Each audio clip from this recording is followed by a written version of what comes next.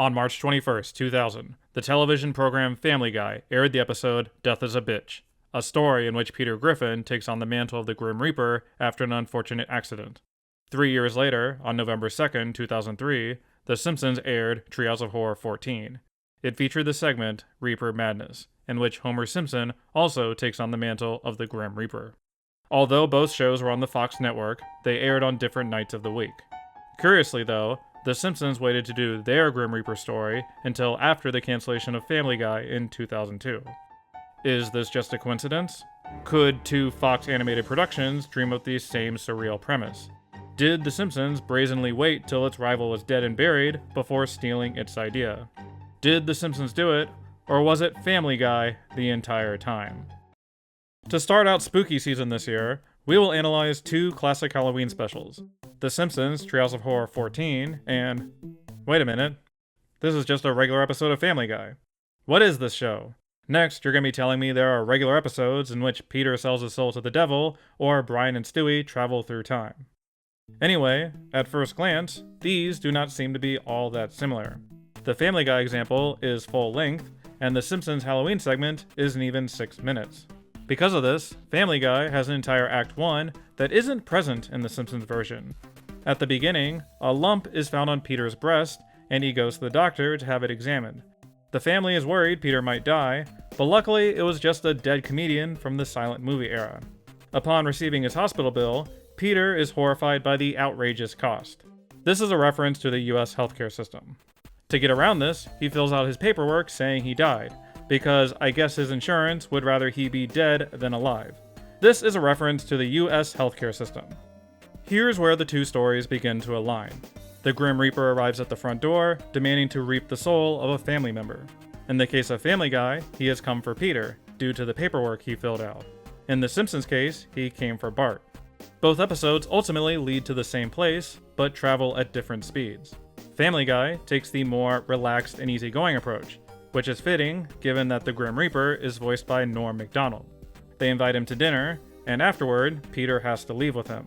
However, Peter changes his mind, runs away, and the Grim Reaper breaks his ankle when chasing him. In the Simpsons version, they quite literally cut to the chase, doing an elaborate Benny Hill parody. At the end of which, Homer bashes in Death's skull with a bowling ball, thereby killing him. So far, we have the same plot beats. The Grim Reaper arrives, a chase happens, and he is incapacitated. The biggest difference being that The Simpsons actually kills him, whereas Family Guy has Norm cracking wise on the couch as he recovers. Homer also has the Grim Reaper on his couch, but not quite in the same way. At this point, both show the grave consequences of a world without the Grim Reaper. No one can die until the natural order is restored. This is explained by both Lisa and Brian, two characters who have nothing in common. Then both episodes show this dynamic in action. Moe is unable to end it all, and Peter wins a bet by throwing himself off a building. Murder is similarly unsuccessful. Frankie the Squealer is somehow surviving being riddled with bullets, and Peter manages the same feat at the bar. In fact, Peter goes so far to provoke a giant gunfight to prove his point. This type of story only has one direction it can go. At some point, our protagonist has to take on the role of death. Homer bungles his way into it, trying on his robe and being transformed. Whereas in Family Guy, Norm gets mad that this made the news and forces Peter to take on the job to prove that people can die. Both men definitely don't want to harvest souls, but get roped into doing it. The two episodes do diverge a bit here, as Family Guy focuses on a targeted mission to kill the Dawson's Creek actors for some reason. The Simpsons instead has Homer going through a small character arc, first faithfully doing his job, then taking advantage of his special power, and finally rebelling against the man. Both do arrive at a similar conclusion thematically. The Simpsons just takes a couple extra steps to get there. In the end, both Homer and Peter decide that they can't go through with their duty. Homer loves Marge too much, and Peter similarly loves those Dawson's Creek kids. Also, he doesn't want everyone else on the plane to die, but it's mostly because he loves Dawson's Creek. So instead, both Homer and Peter end up killing someone else.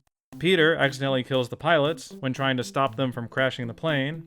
In Homer's case, he kills Patty in an attempt to fool God and get out of his responsibilities. Both of these wrongful deaths end up working out for our main characters. Thankfully for Peter, Karen Black, star of Airport 1975, is on board and lands the plane. And Homer successfully outruns God on his motorcycle. I am not sure which of these resolutions is weirder. In the end, both families get to continue on living their life as normal. Norm Macdonald's Grim Reaper leaves the Griffins, and I presume the Simpsons God found some other person to do the job. Oh, let's say Moe.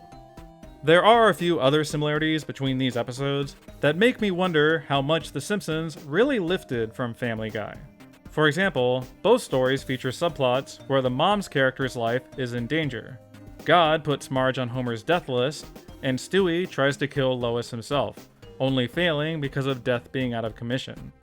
In addition, I noticed The Simpsons does cultural references and parodies in their Grim Reaper story, clearly aping Family Guy's style.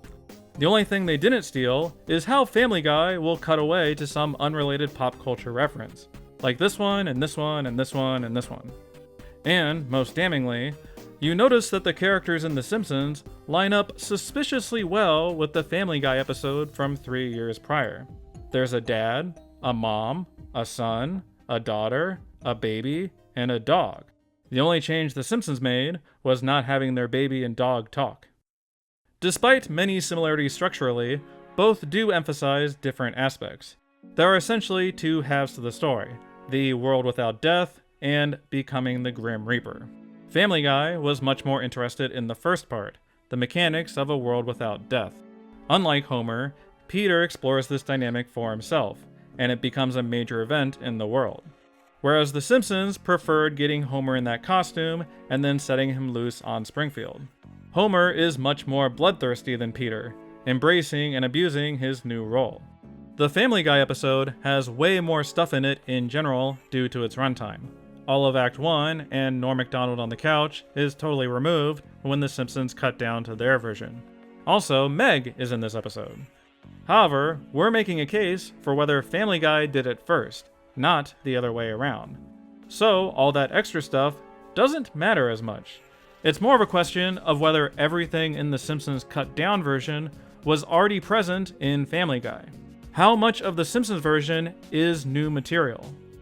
So, on my patented 1 to 5 butter scale, with a score of 1 denoting completely different stories, and 5 being a total ripoff, I am giving this case a score of 3 butters. Reaper Madness does indeed follow several of the exact same plot beats as Death is a Bitch.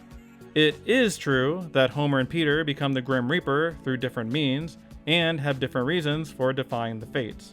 However, the general structure and themes are similar enough that we must conclude that, while The Simpsons had its own spin, Family Guy kind of did it first.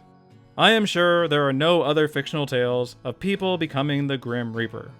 Poor Seth MacFarlane. His show got canceled after 3 seasons, and then these snooty Harvard writers come along and steal his plots. Family Guy was even gracious enough to let The Simpsons be on their show, and did wholesome storylines where Quagmire dated Marge. Hopefully this video will put things in perspective, and Simpsons fans will start being nicer to their New England counterparts. Let me know in the comments what you think of this verdict in terms of how much you agree, as well as what percentage of Matt Groening's net worth that should be transferred to Seth.